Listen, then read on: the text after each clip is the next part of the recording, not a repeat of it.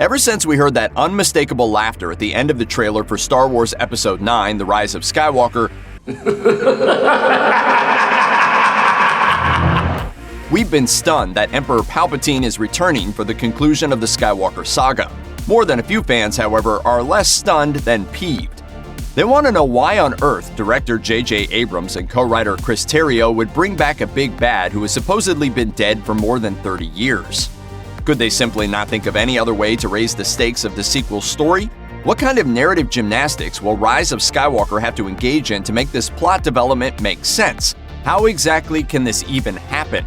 Palpatine is a central figure in both the original and prequel trilogies. He starts as a Sith Lord in disguise, serving as a senator in the Galactic Republic, where he engineers the rise of the Empire. He successfully turns Anakin Skywalker to the dark side of the Force and nearly achieves complete dominance over the galaxy.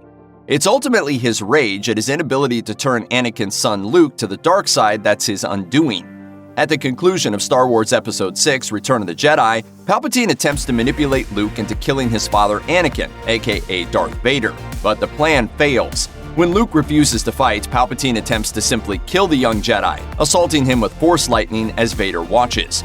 But Vader turns away from the dark side and toward redemption. He seizes the Emperor and tosses him down a seemingly bottomless shaft, mortally wounding himself in the process. He seemingly kills Palpatine and brings balance to the Force. The sequel trilogy picks up 30 years after these events, as the remnants of the Empire are reforming into the nefarious First Order under the guidance of the Supreme Leader Snoke and his protege Kylo Ren. Ren is Ben Skywalker, son of Han Solo and General Leia, and a former apprentice of Luke's. Star Wars Episode 7, The Force Awakens, clearly seems to set up Snoke as the big bad of the sequel trilogy. But midway through Star Wars Episode 8, The Last Jedi, Kylo Ren kills Snoke, leaving the trilogy without a top bad guy. It's time to let old things die. Snoke's death was puzzling for many fans and was a major factor in the backlash that The Last Jedi endured from some Star Wars fans.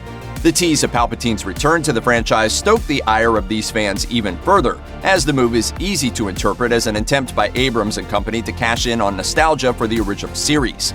After all, Palpatine has not been featured in the sequel series up to this point, and resurrecting him could be seen as lazy writing. His return raises so many questions. Does it lessen Darth Vader's heroic sacrifice?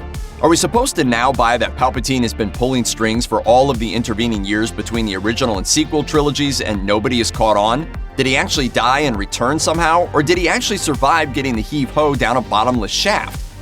The degree to which one is willing to go along with this plot wrinkle is going to depend largely on trust in Abrams. In a recent interview with Empire magazine, the director made it known that he's aware that some fans are confused, and he attempted to reassure those fans that he knows what he's doing.